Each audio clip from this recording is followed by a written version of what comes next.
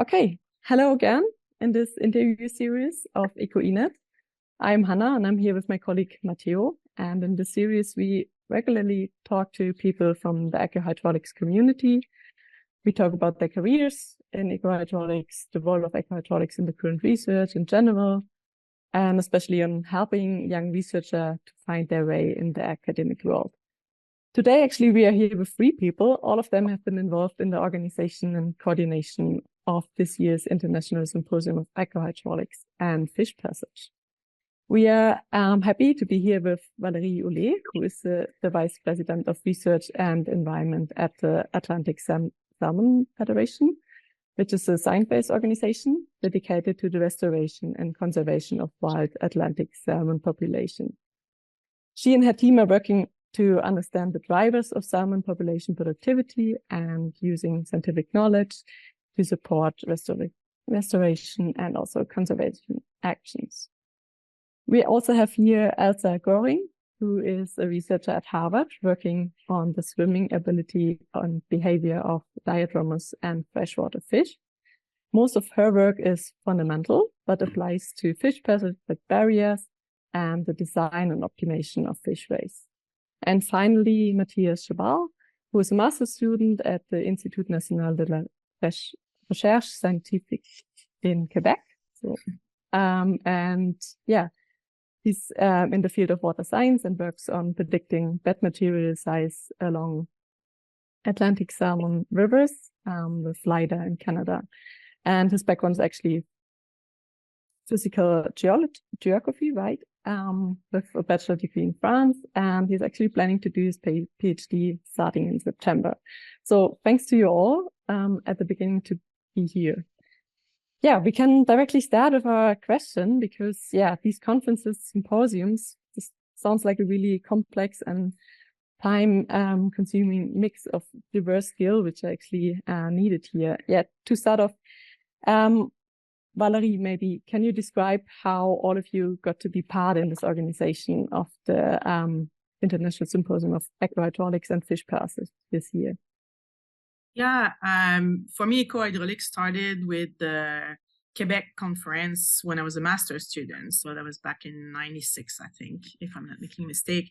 And then since then, I've been ecohydraulic in Europe, in Asia, in different places, but there was not like I was okay. We haven't done it in North America for a long time. So been bugging colleague at INRS to say, hey, we should do it again in Québec City. That was a fun time, and to bring back the conference in North America and make sure we reconnect with people on ecohydraulic in North America. So they finally say yes. So that's how it started. And then we were talking with different, trying to see a date and looking at other conferences that were happening. And there was Fish Passage also that happened every year, and ecohydraulic is every other year.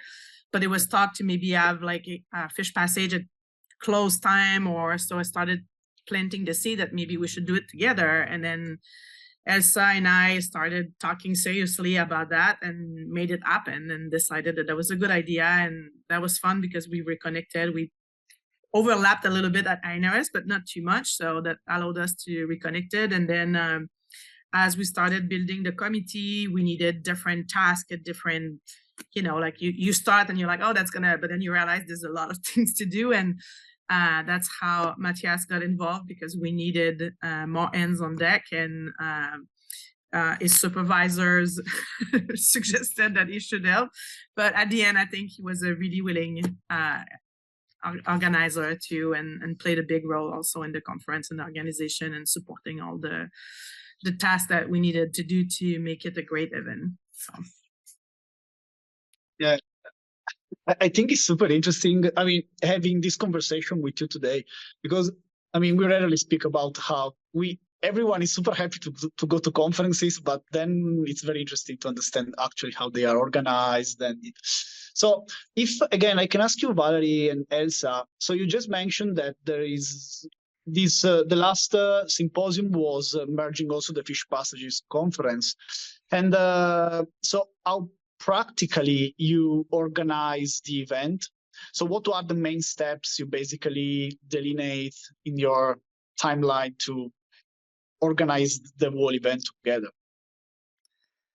I'll just start, Elsa, with like the really like what we did first, and then let you continue. So the thing that we started first with was to reserve a venue, because you do that like almost 2 years in advance to make sure that you actually have a venue to work with, because then if you organize all that stuff and you don't have a place, that, you know, it can be complicated. So that's what we started with, the venue, the audiovisual, and that type of big things that we needed, the food and all that big stuff. And then we got slowly into the shaping the conference, and Elsa, maybe you can explain more of that. Yeah, sure. I mean, because it was a joint event, this year it was a little bit special in that way. So we had to, you know, it's like joining two conferences that are usually happening separately, and that they already have like their branding, if I can say, like their image and what people are used to for, like, you know, eco-hydraulic or fish passage on the other side. So one of the first steps that Val and I did was actually to like create like an agreement between us to, you know, to lay out like what it's going to be, like what are like different like responsibility, how we were going to merge like the two conference, so that like, you know, the eco-hydraulic like steering committee and the fish passing steering committee would also be happy by that, like because it was something a little bit unique. So that was one of the first steps, like just after, you know, like booking the venue and the audiovisual and all that. And after, we created our organization committee. So all the people that would like help us, like, you know, Val and I were co-chair, also with André Saint-Hilaire from INRS, who is not here today. But then we had also many other people helping us, like with the organization, like all of the organization steps. You want to go on, Val? Yeah, and then I think like the big next step was to actually like think about how we're gonna go. Like, are we doing an open submission? Are we proposing team? And that type of level of detail, right? Because everybody like a different way. So that was like kind of fun discussion to have. And we ended up proposing some teams, some topic that we wanted to see the conference, choosing a title, like what do we want to focus this year on, that make it unique to Quebec and that type of stuff. And then you get into the, okay, we need keynote speaker, who's going to be the keynote and all that stuff. And, you know, it's just like then it's like the adding the little ingredient to the recipe, right? Yeah. But I mean, the website of the conference, like, you know, putting together the website, that took us also a lot of time, because we, you know, we had to work with people like specialized, and like, I mean, I was not going to put together a website myself. So we worked with people at INRS in Québec City that had the skills to do that, but it still they needed a lot of input from us to put everything together. And before like launching your abstract submission and everything, well, you need a functional website. So that was also like a big step. And then we also, one of the steps that had to be taken, like, you know, like started well in advance, was also to find like sponsors. And so that we started that, like, you know, maybe a year before the event. And it continued like until the very last minute, that we were still accepting like sponsorship, like application. So yeah, do you want to go with the last step before the event, Val? then you get close to the conference and it's all hand on deck, because you forgot little things. You like, okay, like this is, oh no, we forget this, or something happened, you know, like, I don't know, like there's always little things. So then it's all hand on decks, and you get to the event and you just want it to be, you know, like you don't want to have, you hope there would be no technical problem, everything is going to be smooth. And so there's a little bit of the first day is a bit, for me, was nerve-wracking, because I was like, okay, like I hope, like, I don't know, like you know, like the audiovisual know their job, but you're like, we all have seen like stuff happening in other conference that you're like, not me, please. And a lot of work with the communication too, and that's where Mathias played a huge role, also ahead of the conference with the communication and helping, making sure that participants were informed and answering questions and all kind of requests and stuff. So before you know, you're way more busy than you anticipated. But yeah, that was really like, yeah, when you get close, it's all in on deck. So everybody is just doing what they can to make it run smoothly. Okay, great. I think this gives us a really good overview how much work you were actually putting into this. That's great. Maybe you mentioned all the different tasks already. Maybe you can give us a bit more detail on what was the role, the vision, especially you mentioned Matthias. So how are you coming to this in the end, maybe? So my first role was I was in charge of the communication. So I was as the email address was at the INRS and I was at the INRS. It had to be me or someone else, but Andre had too much work, so I took in charge of the email address. And the first was just sending emails for the start of the abstract submission, the closure, the start of the payments, of the registrations, all the newsletters that we were sending every month, and answering to all of the questions that I was receiving. Also, we had to how to say, for the visa, people that were coming to Canada that needed a visa, we had to take them in charge, do an invitation letter. That was a big part of the work.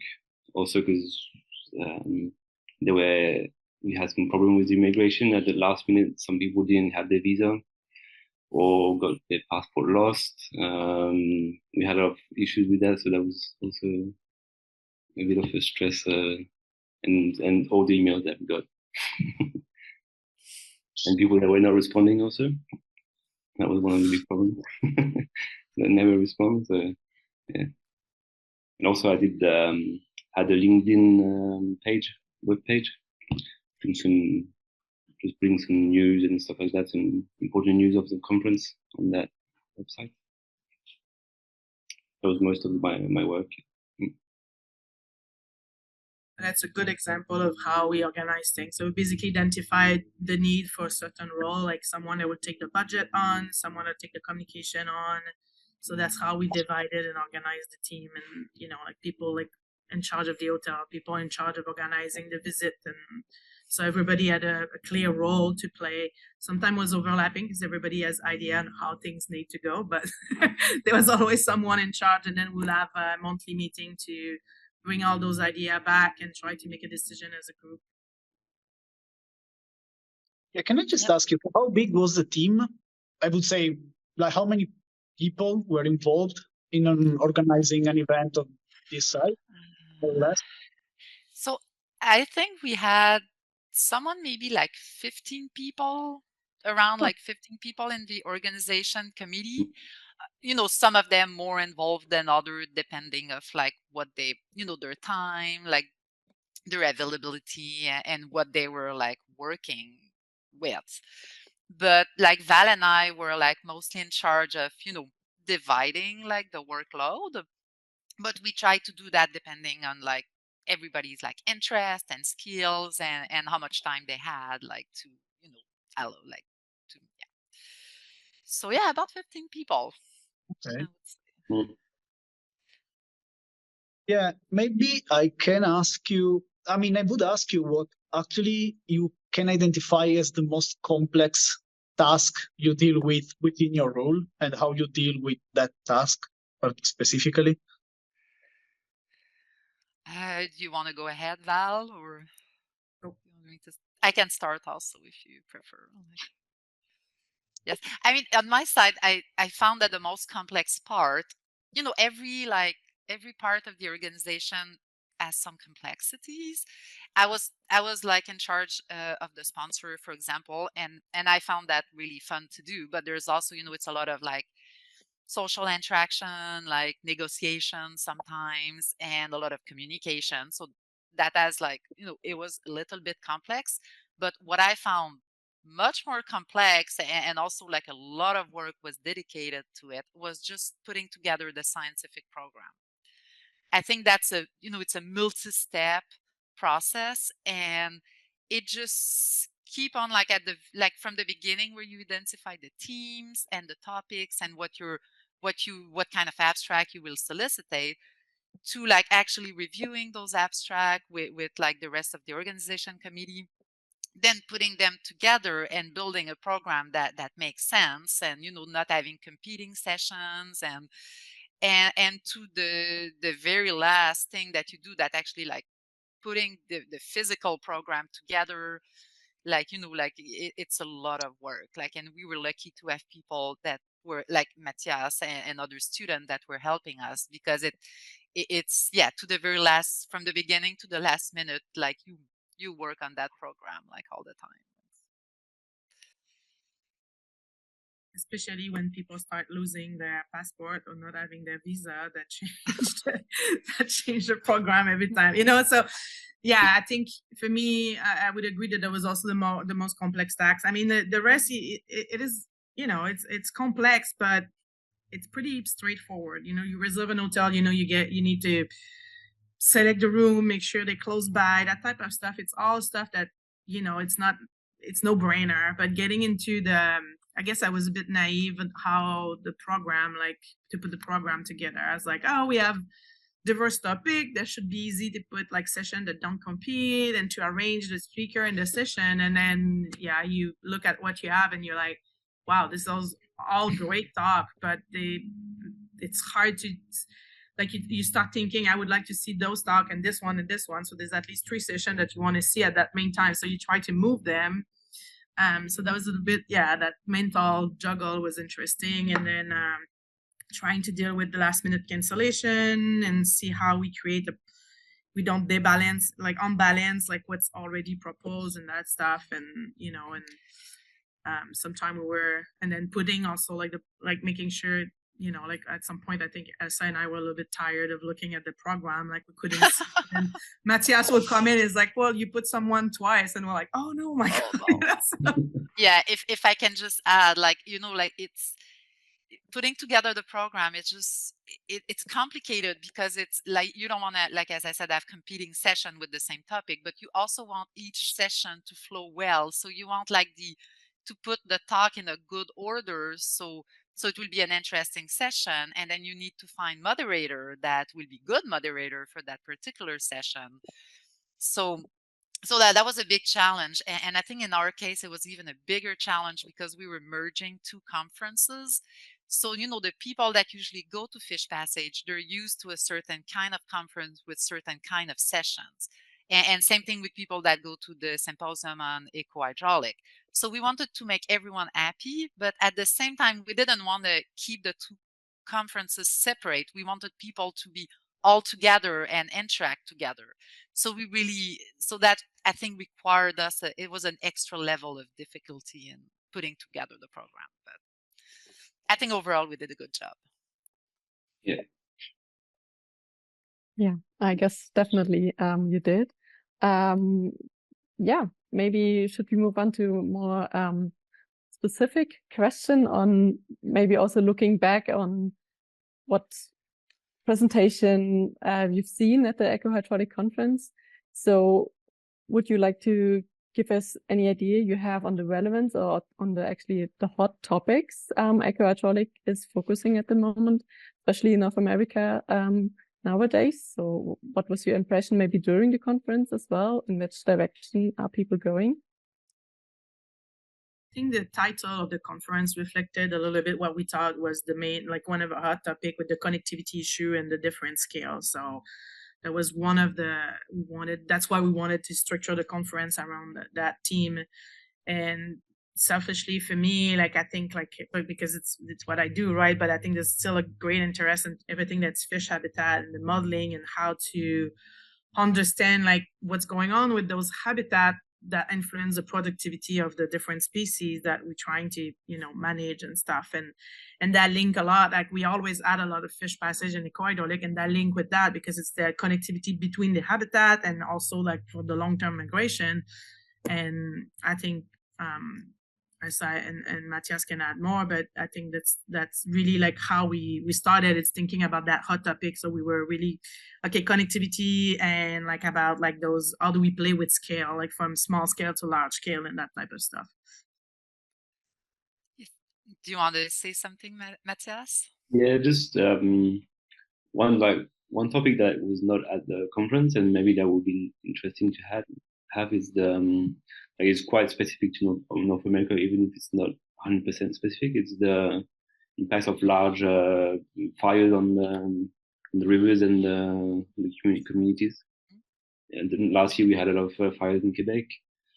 Today or yesterday there was some big fires in the west of Canada and other places of the world. So that would be a quite interesting topic to have.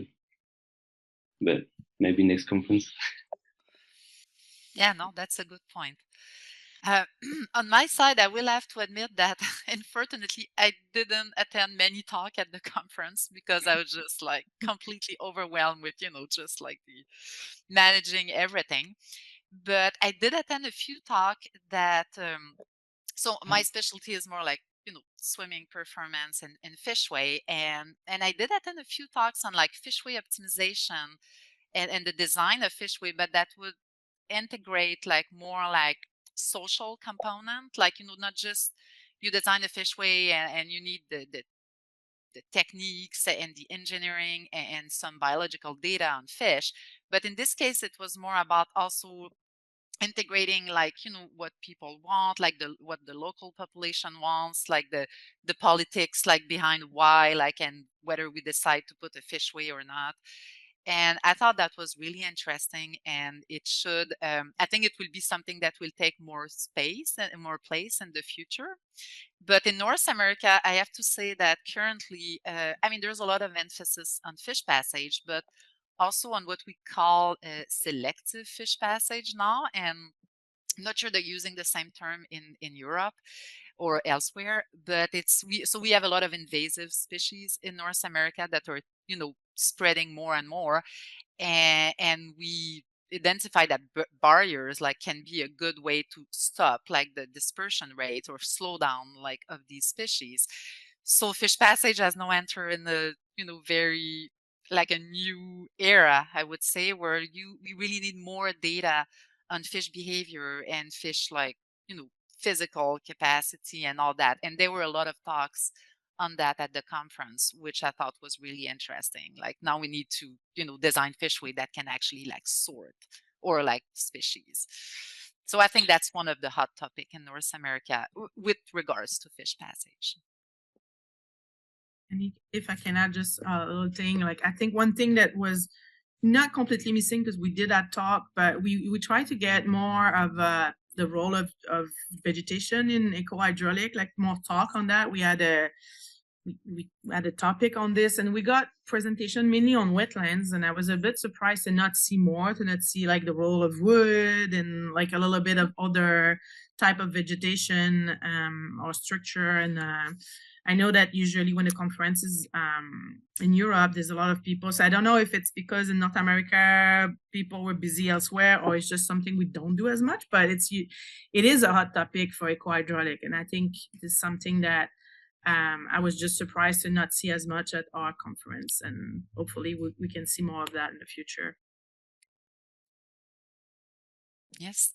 Another hot topic in North America currently, and also we didn't have a lot of talks about that in the conference, but it's like how we can like the inclusion and the integration of like indigenous like ecological knowledge like with Western science. And that's something, with everything regards to like fish behavior, like use of habitat, migration, it's currently like a topic that is taking more and more place, and that's really nice. So we didn't have a lot of talk about that at the conference, although we had like a really good like plenary that was like exactly like on this topic. And I think like a lot of people really like appreciate that, like also people coming from other like Europe that were maybe not so aware of these questions. But yeah, we were really proud to be able like to have that plenary at the conference. Yeah, I think it's very interesting, this point of involving more multidisciplinary approaches to eco-hydraulics research, like having also social scientists, anthropologists. So I think it's very interesting. And I just have a question that pops up in my mind. Every time I go to a conference, many talks finish by saying, yeah, but we should also involve this aspect of anthropological aspect and social aspect. So is it something that is really growing up in North America, this sort of multidisciplinary approach to this sort of question, also to within university, or? Yeah, you can see there's a lot of publication that been done from North America in the last few years about how to like co-production, co-knowledge, like getting there, and that not just saying you should do, but actually paving the road to how to do it. So what are the steps? How do you do that? Our keynote speaker on that topic did an excellent job also showing like what are our inherent bias that sometimes prevent to do that. And we think we're doing a good job, but because of some bias, we kind of not see really what we're doing. So, and kind of showing how we deconstruct that to move forward and actually like do that inclusion. So it's like Elsa mentioned, like that inclusion with the indigenous community is really like a huge topic, but also talking about, there's also a lot of talk about bottom-up approach, but also how to make them more effective, because sometimes we all have example of things going in all directions. So how do you use those tools that are there to provide that inclusion, but also make sure like there's an efficient way to do things? And because at the end, like especially when there's student involved, like you have a timeline that you need to work with. So we cannot say like, oh, like wait 10 years that we've developed those relations and things like this. So yeah, if I can add something about that, I think like it is not like, there's more emphasis on that, like trying to do as Val said, like co-production and sometimes like work with, like more like local communities or work with people from other fields. The only thing is like when you do that, I think it often like means you have to like build a relationship with those people that maybe you're not like used to work with, and that may take time. And it's in the end, it's often very valuable, but like the system in which we are, especially in academia, it's like you have to work fast, like you have to like publish fast or like be very productive, and that's not always. So I think if we want to do more of these like co-production, work with other fields, like, and it will, like that system we're in, like we'll have to adapt a little bit, because it might just take more time, and just that extra time that you have to put in. I think sometimes some people are just not ready to do that, and they feel it might not be good for their productivity, and it's so yeah, there's some challenges there, but I think it's very, like, I think it's important, and it should happen. Good. So I think it has been a very nice conversation with you. We have looked at this definitely interesting aspect of the hydraulics. And so again, thanks to Mathias, Elsa, and Valérie for today. And yeah, so in person at some point. Thank you for inviting us. Yeah, awesome. That was nice. Sorry, Mathias. yeah, thank you all.